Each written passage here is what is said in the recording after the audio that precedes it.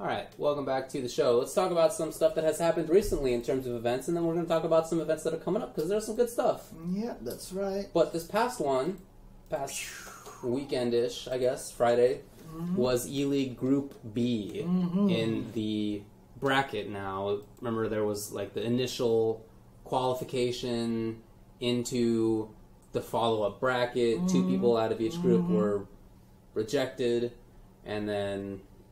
what are there, like 6 people in the final bracket? Whatever. I don't know. You know how it works. You've seen it. Yeah. Let's talk about what happened.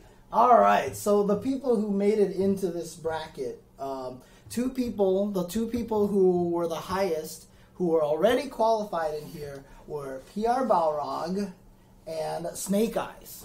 So they were sitting pretty in the later rounds. Right? They were. And so the 4 people who had to fight each other a little bit earlier were Eita and Daigo, and Justin Wong and GamerB. Correct. And this was a double elimination tournament. So it started with Daigo versus Eita. And I know they played each other again later on, but Daigo won this one. This was not where he had the flash kick of death on the crouching medium. That was later, right? Okay, but Daigo took it over Eita, which was, I think I might have missed this match, but I saw all the rest of them, so I can't remember exactly what happened in that match. Yeah, I don't know, but I watched it. Okay. Daigo won. Yeah, so Daigo was able to take that, and then GamerB went against Justin, and look, I can't mince words. Justin does not look strong in this game at all anymore. GamerB pretty much steamrolled him. Buttered him. Yep. Yeah, steamrolled him. And then, of course, Justin and Eita then had to play in the loser side, and Eita kind of steamrolled Justin. Justin even tried Chun-Li for a little bit, and it didn't really work out for him. Yeah, on the website, so there are the scores. Oh, okay. Daigo beat Eita 3-0, GamerB beat Justin 3-0, and Eita beat Justin 3-0. Yeah, there was a lot of 3-0s at the time, and it's frustrating because I watch it, and, like... I just don't feel like this game is starting to go down to what Justin needs to do, and I really feel like he needs to play. I actually feel like he's kind of in weird, similar situations that I'm in right now. It's like we play the game so careful, so honest. We want to condition opponents, and the best players in this game are the ones that can't be conditioned, you know? Dude, I gotta tell you, I really think that Punk wins with footsies and, like, traditional play. I don't think he's some zany guy. Like, I feel like he is... Dude, super good footsie player. Well, what I just mean, yeah, his footsies are good, but when he knocks you down, he's able to go through his cycle of options super well. Yeah, and when you knock him down, his wake-up option is so vastly different. I mean, like, Chris G was even talking about it today at ESL. He was like, Knuckle Dew woke up with crouching medium kick into overhead at NCR. Like, he literally woke up with Guile's target combo. Yeah. He was like, why would you ever do that? And it worked. He killed the opponent with that, you know, and that's... Beat shimmies, right? Yeah, I mean, I guess, but, like, that's the thing. Those players are good at that part of the game. That's all developing, which is all 70% of Street Fighter V right now. Like, that knockdown game is so much of it. And Punk also has the most amazing... crouching medium kick into Tenko confirmed. He does. That thing is ridiculous. Yeah, absolutely. His reactions are very, very ridiculous. Strong. Absolutely.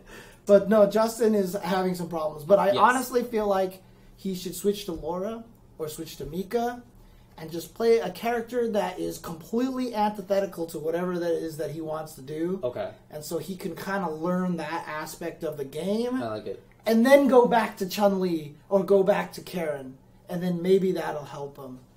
Punk obviously has the better combos, too, than Justin. Yes. Because Sajam was talking about this. He's like, whenever Justin whiff punishes you, it's standing medium kick or standing roundhouse. When Punk whiff punishes you, it's fierce into Tenko, into EX. And it's just like, you just lost all your life. For sure. No, it's, yeah.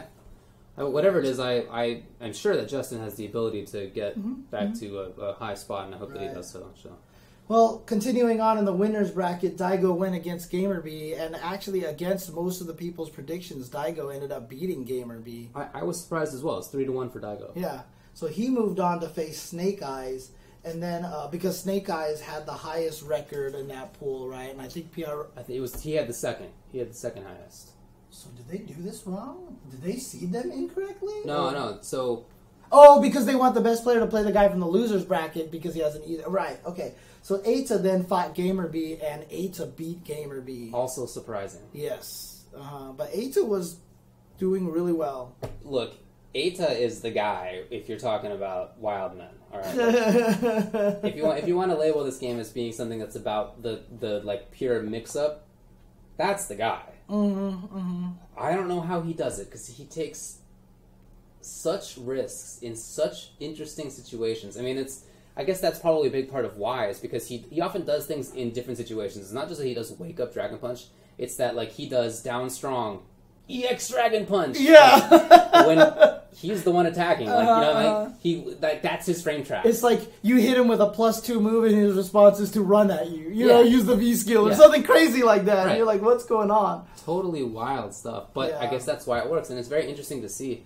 It's just I really thought that Gamer B would have control, because I feel like Bruce is good at controlling situations. Like, he can definitely go nuts too, but he's, I think, good at control. But he got 3-0'd by Eita. And then, of course, on that side, so Eita then moved on to go play PR Balrog, and PR Balrog took out Eita. Remember, it was pseudo close. It was like 3-1, right? 3-1. So PR Balrog, I went 1-1, and then PR Balrog was able to take it at that point. And then on the other side, Daigo went against Snake Eyes, and look, Daigo owns Snake Eyes' soul. 100%. Oh, yeah. Snake Eyes cannot fight Daigo for some reason. Cannot do it. He cannot do it. And Daigo, and he did the exact same thing he said at Capcom Cup. Remember? Capcom Cup, he was like, I didn't practice against Zangief. Why do I need to practice against Zangief? We're like, you're making a mistake, Daigo. And then he just like mollywopped Snake Eyes. And then in this tournament, he's like, I didn't practice for Snake Eyes, whatever. And then he mollywopped him here again. Yeah, he said that, I think this was him, that he just had to practice for that 4-person tournament at the start to get into the later rounds. Yeah. And then he was good. Yeah. Which he was, it turned out. Yeah, I mean, it was pretty crazy because Daigo was playing well. He played well that weekend. Yes, definitely. He played very, very well. So, but as a result, those two who lost, Snake Eyes and Eita, had to play each other, and Eita defeated Snake Eyes. Which was weird because in the pool, Snake Eyes bodied Eita 3-0.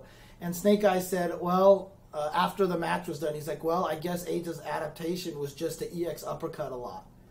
Because Snake Eyes just ate every EX uppercut. He did. But it's like you said, he just put them in the weirdest places. Just weird spots. It's not just wake up and stuff. It's weird spots. Yeah. And then, of course, PR Rog had to go up against Daigo in the winners' finals, essentially. And Daigo, he's always kind of had a demon in PR Rog. That's true. And it looked like Daigo was doing well, but then, because I think PR Rog won the first one, then Daigo came back and won the second one. I think so, yeah. But then PR Rog won 2 in a row, is it? So it was 3-1. Yeah, so PR Rog now has qualified into the finals. I felt that was such a good draw for PR Rog. Yeah. Like, if Snake Eyes had beaten Daigo, maybe a different story for PR Rog. Right. You know, I think, if I recall correctly, Snake beat Rog in the group. He was the only person to do that. Mm-hmm. The way PR Rog was playing, I still feel like he probably could have beaten Snake Eyes. Or at least it would have been close. But once I knew it was Daigo coming in against PR Rog, I thought that was, like, a pretty safe bet for Rog in terms of... the history, like you said, but also the character matchup is quite bad for Daigo. So then Daigo got sent to the loser side where he had to reface Eita, and that's where he crushed Eita's soul with the most soul-crushing EX flash kick out of nowhere, where Eita walked up and did crouching medium kick, and Daigo's like, nope, ume flash kick. Yeah. And even Eita afterwards, like, the video footage of him was just like he was like, why would he do, like, he was like almost in hysterics, you know what I mean? Yeah. So, man, so Daigo ended up moving on. Daigo's always been that guy. He's always had the ume shoryu. Right. But it's not like he's like some... Obviously, he has great footsies, yada yada. But that's not his sole game. It never has been. He's always been willing to do the wild stuff, too. I feel like he's kind of done it more, because I remember in the pool play, everyone kept making fun of how often Daigo would just flash kick out of nowhere. He did. And honestly, I really just feel like that's Daigo's read of the game. He's like, you know what, playing as solid and logically as possible is not working. You have to kind of do some craziness in there. And I feel like that was the adjustment he made, and I feel like it was a proper adjustment. I mean, he's qualified out of Pool B, so... Nice work. So that means that it's PROG in winners and Daigo in losers. Yep.